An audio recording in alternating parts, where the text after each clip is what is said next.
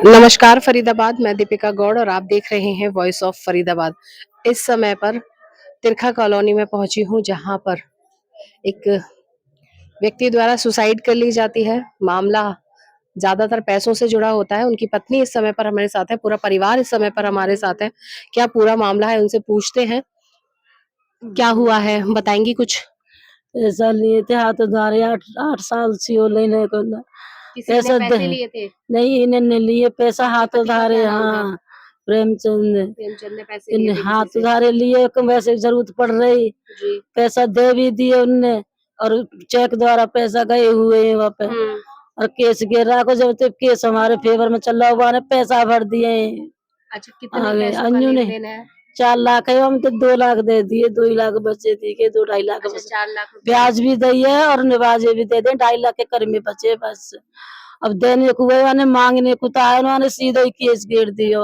अच्छा, case case case चल रहा हुआ ना थे, केस हम हमारे फेवर में आ रहा वो झट पैसा भर दिया। अब ये पता लग गई कि केस हमारे फेवर में ना रहो, यानी पैसा भर दे। कल चुप ही चले गए, यहाँ थे कंपनी वही सुसाइड कर रही क्या करते है। थे वो? लिफ्ट की कंपनी और अपनी कितनी उम्र होगी?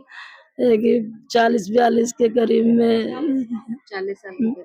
क्या कब पता चला तुम लोगों को कि उन्होंने हमें पता लगी है कि 12 बजे करीब, 11 रात के बजे 12 बजे? नहीं, दिन में सुबह सवेरे गए कल हैं। सुबह? सवेरे जी। यहाँ कड़ी बाजरे को भंडारा करे वो कड़ी बाजरे बनवा गए यहाँ से और कपड़ा पहन के चुप्पी चले गए यहाँ कपड़ा से। पहन के चले? वही लिखो कुछ उन्होंने। नहीं बताया? अपने परिवार से नहीं बात नहीं कुछ करी इस किसी बारे से में? बात नहीं करी, किसी के बारे में भी। सिर्फ गए और बस वहाँ गए हैं और ये भीड़ सुसाइड कहाँ करी इन्होंने? अपनी कंपनी में करिए ऊपर अच्छा, ऑफिस में। ये पता कैसे चल रहा है कि फाइनेंशियली ही उन्होंने परेशान, कोई और बात तो नहीं थी? नहीं और कोई बात नहीं थी, उन्हें लिख के गए वहाँ लिख पैसे कर सुसाइड नोट दिया लिखा है? के पेपर दर गए वही ऑफिस में। गाड़ी खड़ी और है, जिससे चाबी पैसा धरी है लिया है फोन। वो कौन है? वो पवन नाम को है, सेक्टर 3 में रही है। मुझे इतनी ना पता कि है कॉलोनी कोई गई है वो। अच्छा, आप नहीं जानती उसको? मैं जाने ना पर शकल ते पहचानो में आवे जावो जैसे। अच्छा, घर भी आना जाना होता है? हाँ आ जाओ जब पैसा वैसा लेने को, कभी की वहां भी दिया आवे के। अरे कुत्ते तुझे पैसा चाहिए तो पैसा ले ले, तो तूने केस क्यों गिरो।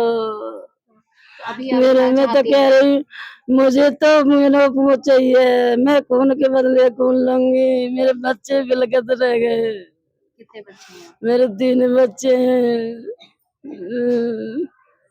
घर में और कोई कमाने वाला है? देवर है, देवर है रे। बेटा भाई छोटे छोटे मेरे, मैं तो कहूँ हे भगवान मेरे को ऐसे ही हो जैसे मेरा हो रहा है। जी जी। ये परमात्मा मेरे को ऐसा ही हो, वो को भी नाश मिट जावे बिल्कुल। मुझे ऐसी पता होती थी कि पैसे का मामला में पूछ लेती। आपसे बात नहीं की गई इस बारे कुछ में? नहीं करी उसके बाद, बस इतनी जरूर करी है कि कल की तारीख है, मैंने कही जो होगा तो और ये देखो केस कब जाएगा। से चल रहा है? केस है गए 8 7 साल से हो गई। 7 साल से केस चल रहा है। और ये पैसे कब लिए गए थे? उससे पहले ही लिए, 1 साल पहले। कोई 7 मतलब 8-9 सालों से ये मामला पूरा है? हाँ वहाँ ने केस गिरा, फिर हमने घेर दिया पीछे से। अच्छा, हमने कही तो कोर्ट में पैसा देंगे। क्या बता रही थी आप?